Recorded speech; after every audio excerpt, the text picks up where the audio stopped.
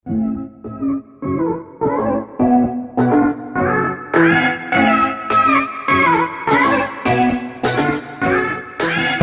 semuanya, nama gua Tri. Selamat datang lagi di Random Content cuy. Jadi di video kali ini gua bakal ngebahas sebuah alur film yang berjudul Tokyo Living Dead Idols. Ya, film ini dirilis pada tahun 2018 dan disutradarai oleh Yuki Kumagai dan diperankan oleh 3 cewek kawaii dan 1 om-om, yaitu Nana Asakawa, Yumeri Abe, Sana Hoshimori, dan yang terakhir adalah Sogen. Ya, mungkin segitu saja info-infonya. Jadi langsung saja kita ke alur filmnya. Let's go.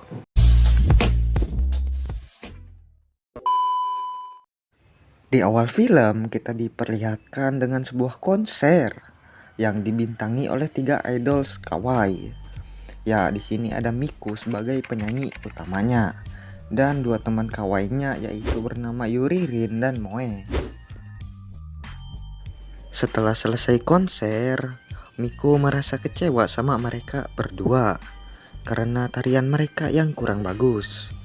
Pada saat Miku berada di depan lift, tiba-tiba pintu lift tersebut terbuka. Dan ternyata di dalam lift tersebut terdapat 1 zombie. Alhasil Miku langsung digigit oleh zombie tersebut. Mereka yang melihat hal tersebut langsung memanggil seseorang untuk menyelamatkan Miku. Dan tidak lama kemudian muncul seseorang pemburu zombie yang langsung menembaki kepala zombie tersebut.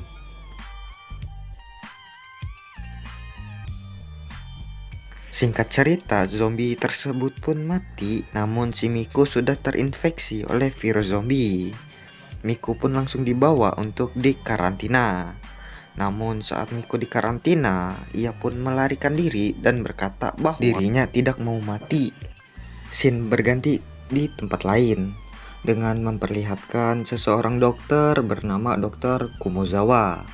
Dirinya mengatakan bahwa orang terinfeksi virus zombie hanya bisa bertahan sampai 72 jam saja sebelum menjadi zombie.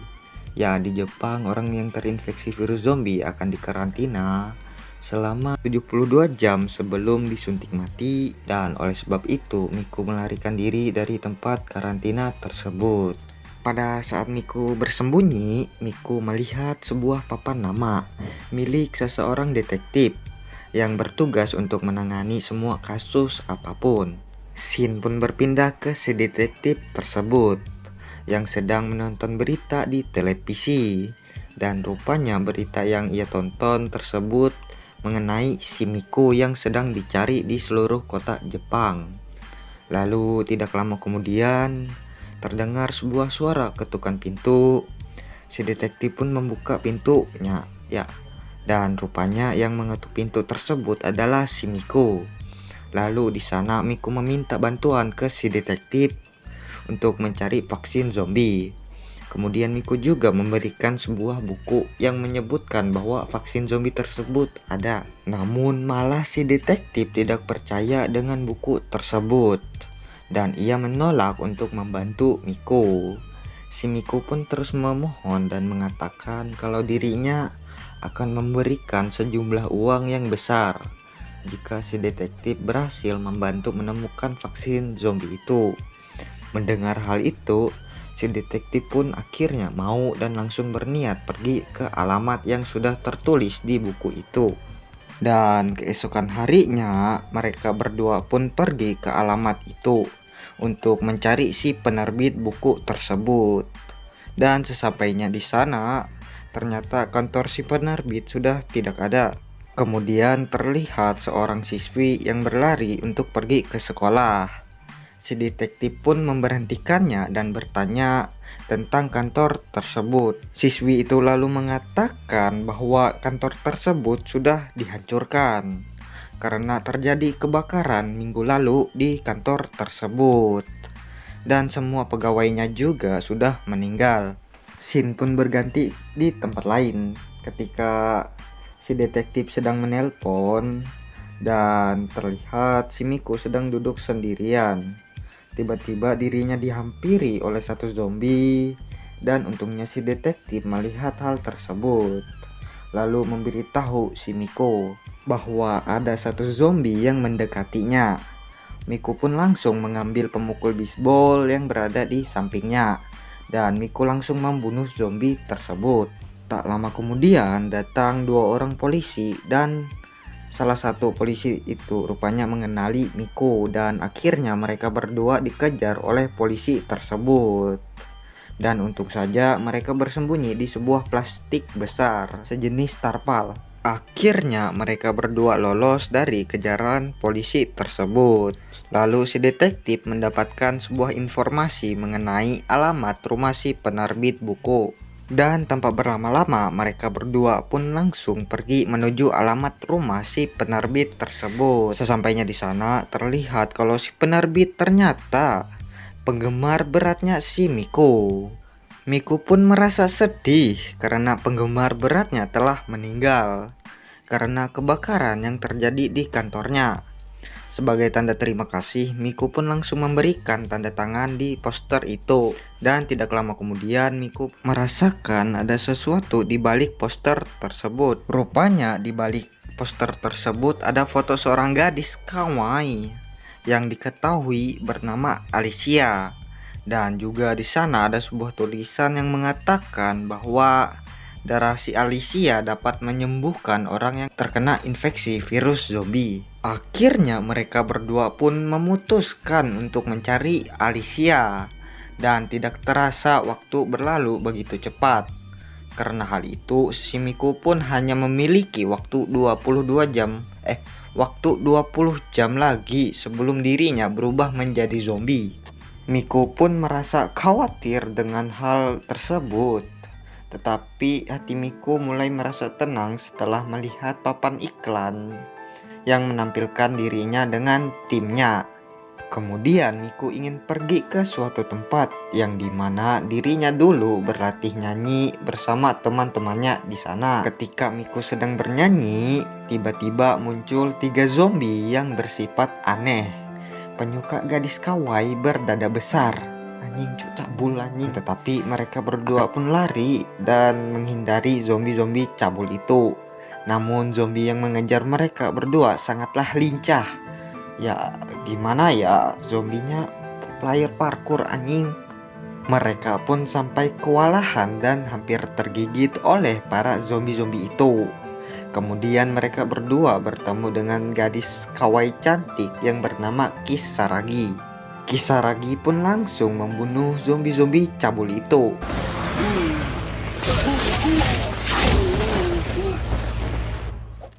Ya, singkat cerita, ia pun berhasil membunuh para zombie-zombie tersebut. Kemudian Kisaragi mendekati mereka berdua, dan rupanya Kisaragi ini adalah penggemar beratnya si Miko. Ia bahkan sudah menjadi fans Miko dari awal mereka debut. Si Miko pun langsung menjadi sangat senang dan berterima kasih kepada Kisaragi. Kemudian Kisaragi mengatakan bahwa dirinya tahu keberadaan si Alicia, dan dirinya akan membawa mereka berdua ke tempat Alicia dikurung. Kisaragi juga mengatakan bahwa dirinya dulu pernah digigit oleh zombie, tapi dirinya kemudian disuntik oleh darah si Alicia yang membuat dirinya tidak berubah menjadi zombie. Mereka bertiga pun langsung bergegas menuju ke tempat Alicia. Saat hampir sampai ke tempat tujuan, mereka pun melakukan persiapan untuk masuk ke dalam gedung besar itu. Kisaragi mengatakan kalau Alicia ada di bawah gedung besar itu. Dan akhirnya mereka pergi menuju gedung tersebut. Dan rupanya ruangan bawah tanah tersebut adalah sebuah laboratorium eksperimen. Zombie dan Alicia berada di sana. Di sana terlihat tidak ada penjagaan sama sekali.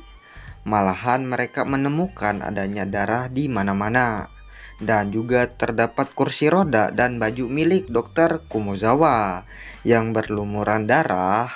Dan di balik itu semua, pelakunya adalah zombie yang memiliki akal pikiran seperti manusia. Dan mereka juga yang membunuh para pengawal serta Dokter Kumozawa. Diketahui Dokter Kumozawa ini adalah seorang dokter saraf. Jadi dirinya bereksperimen dan menciptakan zombie yang dapat berpikir, serta para zombie ini ingin menghabisi Alicia agar vaksin zombie tidak ada. Mereka juga berpikir tentang dunia yang diperintahkan oleh zombie dan bukan oleh manusia. Rupanya para zombie ini memantau mereka Miko dari CCTV dan berniat untuk membunuh mereka sekalian. Pada saat mereka sedang mencari keberadaan Alicia, tiba-tiba muncul segerombolan zombie yang sangat banyak. Dan akhirnya mereka Miko pun harus berusaha menghadapi zombie-zombie tersebut.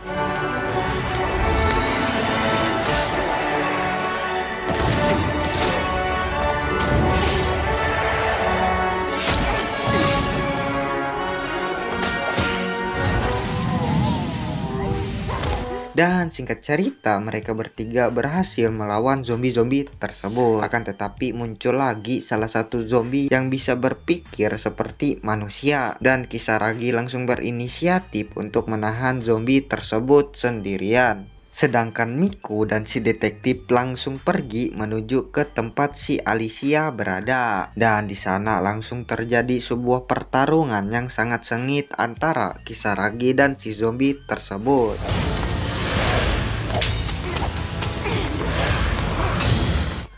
Singkat cerita, Kisaragi pun menang melawan zombie tersebut. Scene pun berpindah, terlihat Miku dan si detektif yang ingin menuju ke tempat Alicia. Akan tetapi mereka berdua malah dihadang lagi oleh zombie yang berkepala babi. Dan akhirnya terjadi lagi pertarungan antara mereka.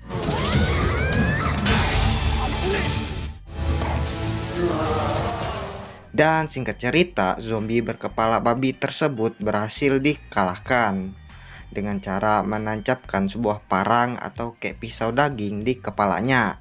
Dan tanpa pikir panjang, si Miku pun langsung memukul zombie tersebut dengan sebuah tongkat bisbol yang dibawanya. Dan tidak lama kemudian muncul lagi satu zombie yang langsung menembaki si detektif. Dan terlihat juga kalau zombie tersebut membawa banyak sekali senjata. Ya, si detektif pun berpikir untuk menahan zombie tersebut sendirian. Lalu dirinya juga menyuruh si Miku untuk pergi menuju ke tempat Alicia berada. Dan pada saat Miku sudah pergi, si zombie tersebut pun langsung menembaki si detektif tanpa henti coy.